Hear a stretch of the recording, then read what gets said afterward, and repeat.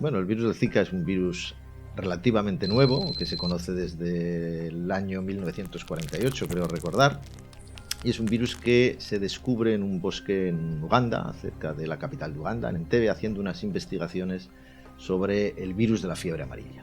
Este virus, ya digo, nuevo, en el año 48, bueno, pues después empiezan a detectar que ha habido casos humanos, fundamentalmente en Nigeria, en algunas zonas de África. El virus posteriormente se encuentran pacientes en Asia, y es en el año 2007 cuando de alguna manera saltan las alarmas con este virus, puesto que se produce una epidemia en la Polinesia francesa, donde afecta a una isla a muchas personas, y además se empiezan a asociar a ciertas alteraciones neurológicas, es decir, que el virus hubiera podido producir o ser causante de ciertas alteraciones neurológicas, y empieza, digo, a desatarse un poquito la preocupación por este virus. Y desde el año 2014, pues finales de 2013, 2014, empieza a producir algunos casos en América Latina, y se ha ido extendiendo sobre todo en zonas de Brasil, produciendo pues infección en muchísimas personas. Es lo que llamamos un flavivirus, es decir, un virus que es un virus relativamente pequeño. Los microbiólogos decimos que es un virus envuelto, ¿verdad? Y es un pariente muy próximo a otros virus conocidos, como es el virus de la fiebre amarilla o el virus del dengue. Son virus todos ellos que son lo que llamamos arbovirus, que es un acrónimo del inglés, que sería virus transmitidos por artrópodos. Son virus todos transmitidos por mosquitos, fundamentalmente mosquitos del género Aedes, de los que hay bastantes especies que pueden transmitir este tipo de virus. La transmisión del virus Zika es esencialmente un arbovirus, por lo tanto una transmisión a través de insectos, la picadura de un mosquito Aedes. El mosquito, la hembra normalmente son las hembras de mosquitos de Aedes, pues necesitan para multiplicarse en sangre, en este caso sangre humana, y si un mosquito Aedes pica a una persona que en este momento está padeciendo la infección o la enfermedad por el virus Zika y tiene virus en sangre, el mosquito al chupar la sangre se inocula a sí mismo, se ingiere los virus. Estos virus luego se multiplican dentro del mosquito, y en una segunda picadura, cuando el mosquito va a picar a otra persona sana, pues al picar introduce en su sangre los nuevos virus. Se han descrito, también esa sería la forma natural, normal, y la que probablemente es la única efectiva desde el punto de vista de propagar la epidemia, aunque también, evidentemente, como todos los virus que tienen fases de viremia, es decir, que son virus en sangre, pueden transmitirse por otras vías. Se ha descrito la transmisión sexual, no es el único virus que, siendo transmitido por mosquitos o que siendo transmitido por transfusiones sanguíneas, se pueda transmitir por transfusión sexual. El virus de la hepatitis B o de la hepatitis C son virus que también tienen sus fases de viremia y por lo tanto pueden transmitirse por transmisión sexual, y también evidentemente al ser un virus que puede estar en sangre podría transmitirse, si no se controla, ¿verdad?, a través de una transfusión sanguínea. Bueno, el mosquito que está instalado en América Latina, la Aedes aegypti, pues no ha llegado a Europa, pero en Europa ya tenemos colonizados por otro mosquito distinto, pero también del mismo género que el anterior, que es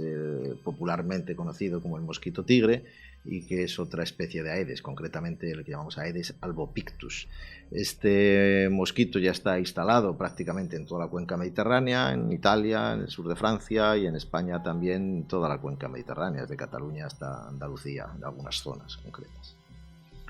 Por lo tanto, no haría falta, en principio, en teoría, el contar con una Aedes aegypti para poder transmitir este tipo de virus, porque probablemente, o casi con toda seguridad, el Aedes albopictus sea también un mosquito con capacidad de transmitir este virus.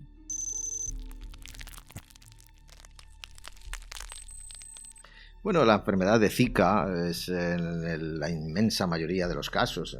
más del 99% de los casos, una enfermedad muy benigna. Es decir, bueno, para empezar, deberíamos decir que no todas las personas que se infectan, es más, solamente una minoría de las personas infectadas padecen la enfermedad. La inmensa mayoría de las personas que se infectan no tienen enfermedad ninguna, pasan totalmente, el virus es inocuo para, ya digo, para toda la mayoría de las personas. Aquellas personas que desarrollan la enfermedad es una enfermedad muy benigna, ya digo, parecida a una gripe, en la que hay malestar general, que hay una fiebre, normalmente una fiebre baja, como mucho pues a veces hay una inyección conjuntival, una conjuntivitis, y en algunas personas aparece también una erupción, un sarpullido, un exantema, que decimos los médicos, pero con dolores articulares, ya digo, muy parecido a un cuadro gripal de 2-5 días de duración, pero que se cura solo y que no necesita, ya digo, en la inmensa mayoría de los casos, ningún tipo de tratamiento ni de preocupación.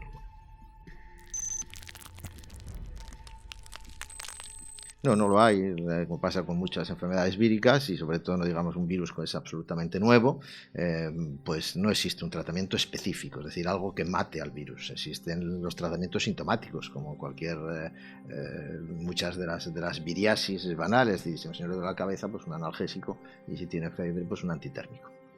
¿Vacuna todavía no se tiene? No, no hay ninguna vacuna, ya digo, porque al empezar no ha sido un virus en el que haya habido interés por la comunidad científica, más allá de ser uno más de los muchos flavivirus que hay, y dado que, bueno, pues hasta ahora no se había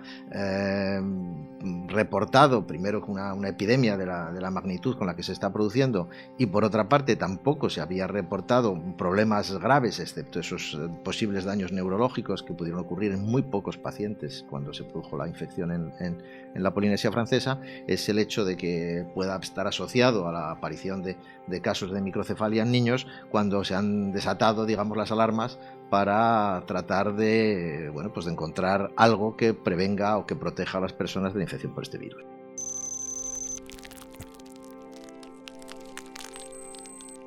El hecho de que se haya producido la microcefalia al mismo tiempo que se ha producido la epidemia de virus Zika y que por lo tanto desde un punto de vista estadístico exista esa posible relación, ¿verdad?, entre infección por el virus Zika durante el embarazo, sobre todo sería durante las primeras semanas del embarazo, y la aparición de esas malformaciones congénitas en los niños, lo que realmente, claro, desata una gran preocupación. El hecho de que debido a una infección de un virus que en principio es una cosa banal, produzca esa malformación congénita que va a ir con unas secuelas gravísimas para el niño que lo padece, pues claro que es motivo de preocupación y es motivo de aclarar si realmente el virus Zika está implicado en ello. No vayamos a errar el esfuerzo y resulta que además del virus Zika concurran otras cosas que no se hayan determinado y esas verdaderamente sean la causa de la microcefalia. Porque a día de hoy no se ha podido demostrar, ¿verdad?, que el virus Zika sea el responsable de la microcefalia. Que puede serlo, sin duda, porque desde el punto de vista estadístico hay muchos casos de microcefalia que han sucedido durante esta epidemia y además en muchas de las personas que se ha podido analizar la presencia de virus Zika, más que del virus en sí mismo, los ácidos nucleicos, el ácido nucleico, el ácido ribonucleico del virus Zika en el líquido amniótico de mujeres embarazadas, mujeres que han tenido niños con este problema. Por lo tanto, hay indicios racionales importantes para pensar que el virus Zika podría estar, ya digo, implicado en los casos de microcefalia, pero a día de hoy no se ha podido demostrar. También es verdad que a favor de que pudiera ser esto así, pues es el hecho de que hay otros muchos virus que producen malformaciones congénitas, que quizá hoy día, pues bien porque hay vacuna o porque estamos más acostumbrados a ellos, no son nuevos, no le damos tanta importancia, pero la rubeola es un virus que afortunadamente hay una vacuna y que evita malformaciones congénitas, o el citomegalovirus, que no lo hay, pero que también puede producir infecciones congénitas, malformaciones congénitas, perdón, cuando tiene lugar infección de las personas en el momento del embarazo.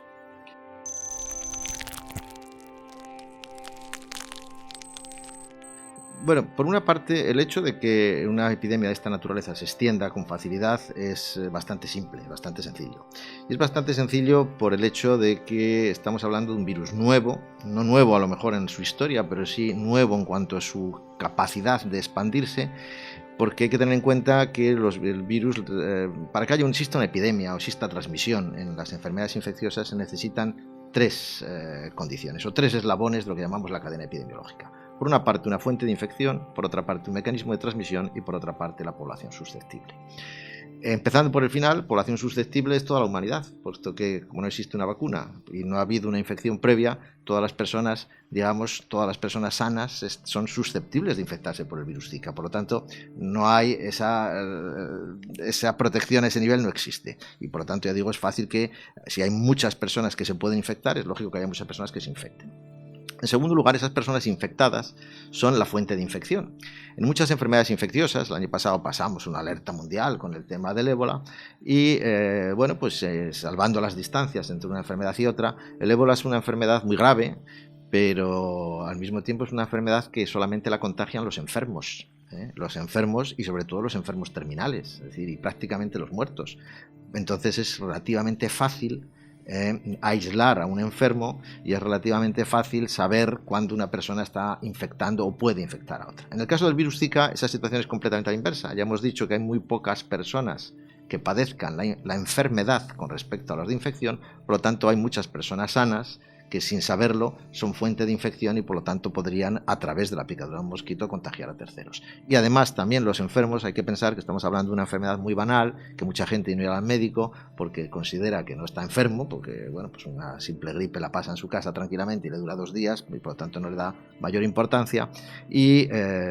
puede haber infradiagnósticos, es decir, en el sentido de que aun estando enfermos no se les diagnostica y sobre todo muchísimos que van a estar infectados, que no enfermos, y por lo tanto no se diagnostica. Por lo tanto, ni podemos proteger a la población susceptible, ni tenemos a proteger o no podemos actuar sobre la fuente de infección. Por lo tanto, la clave está en el mecanismo de transmisión, en los mosquitos. Si hay muchos mosquitos y por lo tanto y hay muchas personas infectadas, porque las va a haber, porque no hay manera y no se controlan los mosquitos, pues realmente la extensión está garantizada.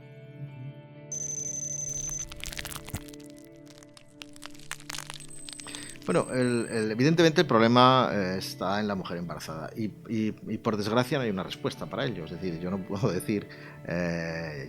que no está demostrado que el virus Zika sea responsable de este tipo de cosas, pero claro, tampoco se puede decir lo contrario, ni muchísimo menos. Y cuando existe un riesgo, es decir, cuando existe una posibilidad racional, que no estamos hablando de un temor infundado, sino una posibilidad racional de que una persona, de que la adquisición de la enfermedad de Zika o de la infección por el virus Zika en el momento durante el embarazo, no sabríamos en qué etapas del embarazo pueda ocasionar alteraciones graves en los niños, pues es difícil evitar el miedo, lógicamente. Entonces, la decisión es una decisión muy personal, en el sentido de qué hago, me embarazo, no me embarazo, por los riesgos que puede tener las malformaciones congénitas. Bueno, yo creo que esas cosas siempre se deben de pensar. Ahora mismo hay un elemento nuevo, que es el hecho del virus Zika, ya repito, que no está demostrada esa relación causa-efecto, pero también con otros posibles virus que puedan existir o con otros posibles antecedentes que pueda tener esa madre, de muchas cuestiones que siempre que una persona, una pareja o una mujer decide tener un hijo, pues se arriesga a asumir cómo va a ser la evolución. No hay, por desgracia, en medicina cada vez queremos más tener la certeza de que no nos vamos a enfermar y que no vamos a tener problemas, pero no hay milagros a la hora de garantizar que una persona no pueda contraer la enfermedad. Indudablemente, si una persona ya está embarazada y está en una zona endémica donde está ahora mismo produciendo una alta transmisión de virus Zika, o tiene previsto viajar a una zona endémica, pues la única recomendación que se le puede decir es que se proteja todo lo posible contra las picaduras de los mosquitos, es decir, que vista ropa de manga larga, pantalones largos, que se ponga repelentes, que esté en lugares donde existan mosquiteras, aunque en las ventanas, para evitar la transmisión, de evitar que le pique el mosquito y por lo tanto reducir los riesgos de esa infección, porque sería el único mecanismo de transmisión importante a día de hoy. El resto podrían ser anécdotas.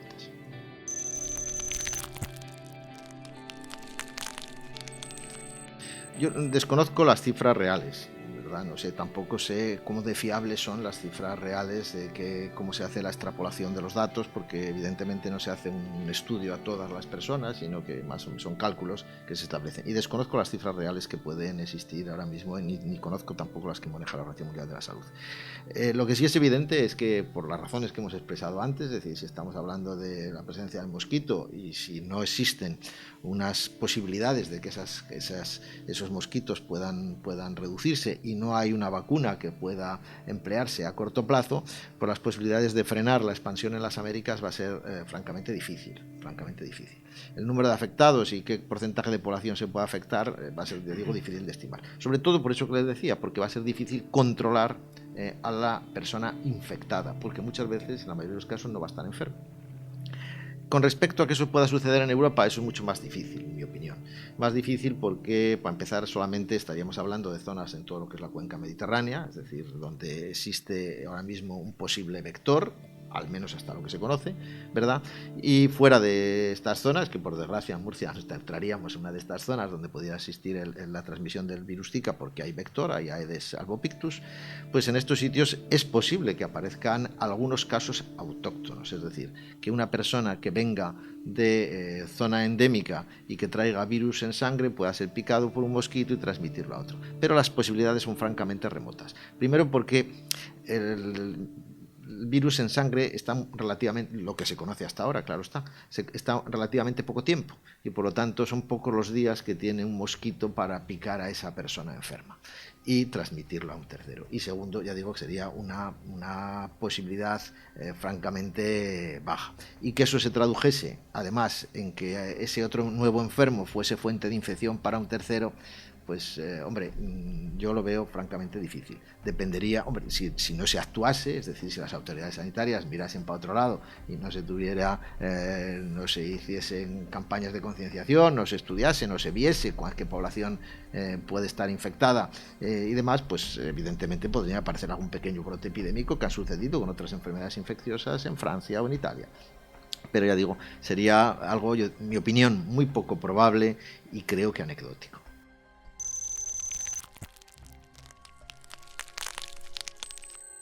Yo creo que lo que importante es que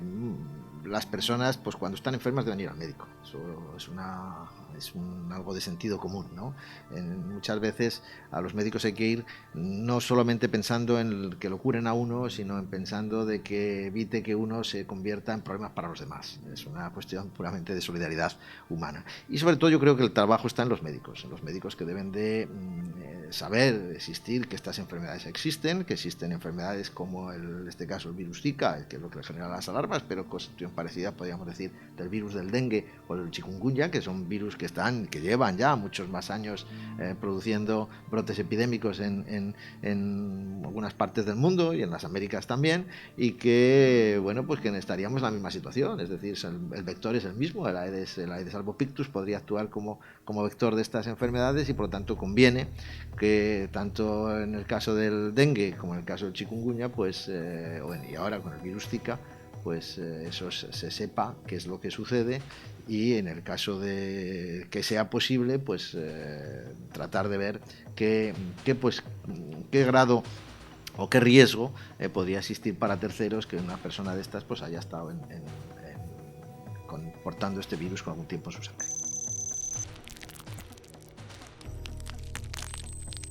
Yo creo que ahora con la difusión que los medios de comunicación hacen, y que yo creo que siempre es una labor muy plausible,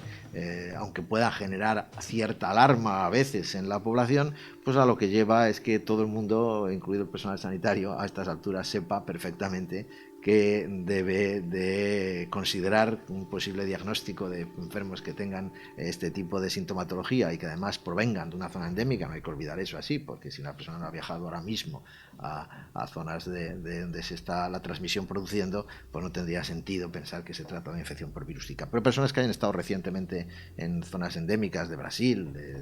fundamentalmente es donde más casos se están produciendo, pues presente una sintomatología de este tipo, pues evidentemente entre su diagnóstico diferencial deben incluir el virus Zika.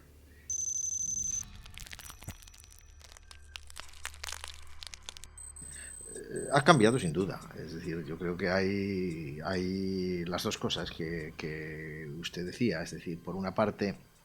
el conocimiento de las enfermedades, de problemas que antes pues pasaban desapercibidos, hoy día la abundancia de información existente a todos los niveles pues hace que seamos conscientes de cosas que antes no lo éramos. por una parte. Y por otra, evidentemente, vivimos en un mundo global donde antes las posibilidades, la gente viajaba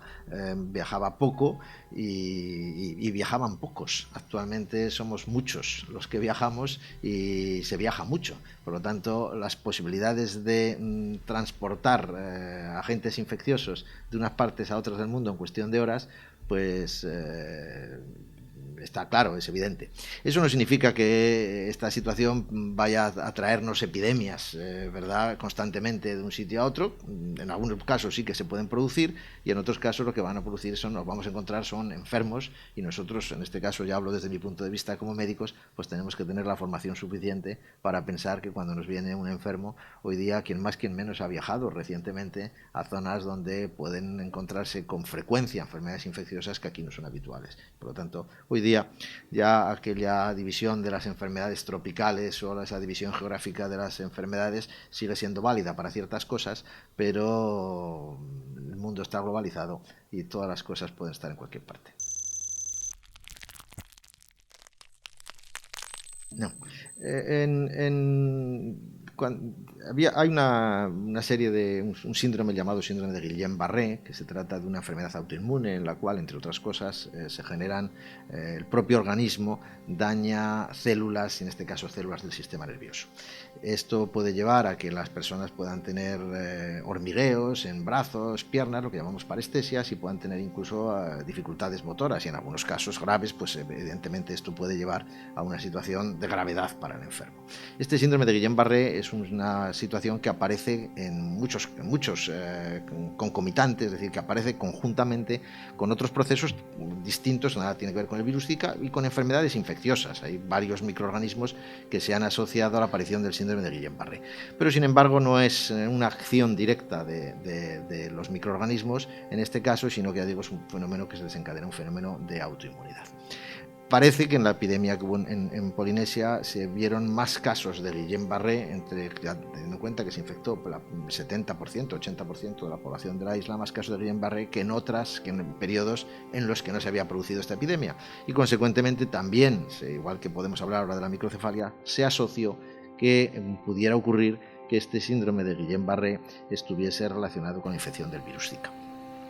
Si es así, ya digo, tampoco sería nada nuevo, puesto que ya digo que son muchos los microorganismos, que el virus de la gripe, por ejemplo, que se asocia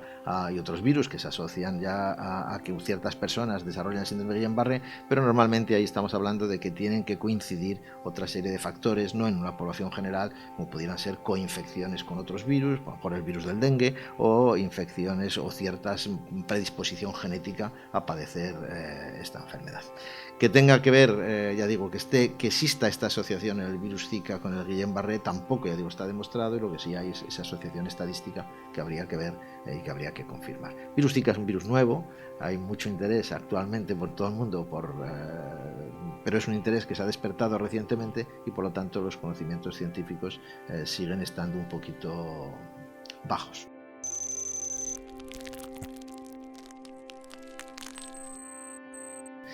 Evidentemente, lo más preocupante, sin duda alguna, sobre todo por el número tan elevado de casos de microcefalia que han sucedido en Brasil, coincidiendo con la epidemia, es efectivamente el hecho de que el virus Zika sea productor de una manera u otra de malformación congénita. Y en ese caso, pues indudablemente sí que hay que hacer un esfuerzo por proteger a las mujeres embarazadas.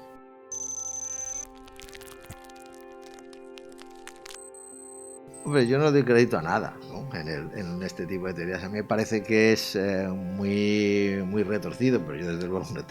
no tengo criterio para opinar de que estas cosas sucedan. Yo sinceramente no creo, ni muchísimo menos, que nadie pueda o intente desarrollar un virus, además una cosa tan compleja con una finalidad tan difícil de hacer. Otra cosa distinta es que a veces haya quien le interese, por un motivo o por otro, ¿verdad?, incrementar las alarmas de que las cosas suceden, ¿no? Y eso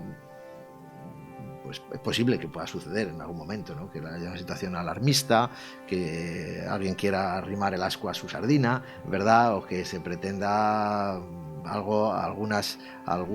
actuaciones que no sean totalmente honestas. Eso yo no pongo la mano en el fuego por nadie, pero de ahí a pensar que alguien pueda en un momento determinado fabricar, digamos, artificialmente un virus, modificar genéticamente un virus para que, ¿con qué fin? No lo entiendo, para provocar después una vacuna que se pueda tal. Veo el proceso mucho más retorcido y es mucho más fácil ganar dinero con malas artes sin necesidad de complicarse tanto la vida.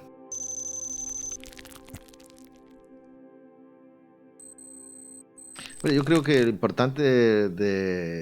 importante protegerse de las picaduras de los mosquitos. A veces no darle, es imposible, ¿no? Protegerse ese blindaje al 100% es absurdo, porque no lo vamos a poder evitar. Pero es importante disminuir que los mosquitos nos piquen, no solamente por el virus Zika, sino en general. Entonces,